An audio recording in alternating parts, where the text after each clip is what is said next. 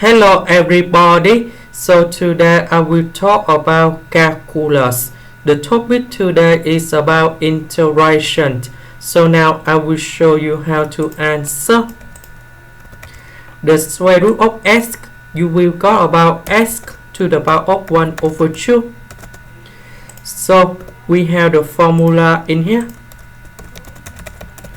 That means ln of s ln of a to the power of b equals to b ln a. So we apply the formula for this one in here, and you got about 1 over 2 ln s. Next, we need to use about integration by substitution.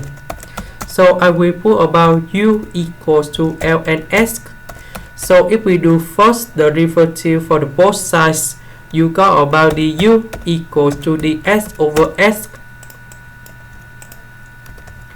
This one we change for u. ds over s we change for du.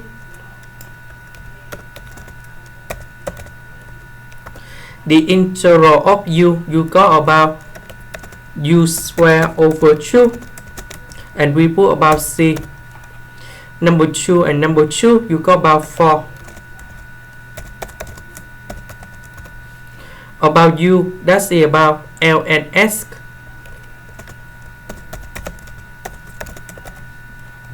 This is the end. Thank you for watching.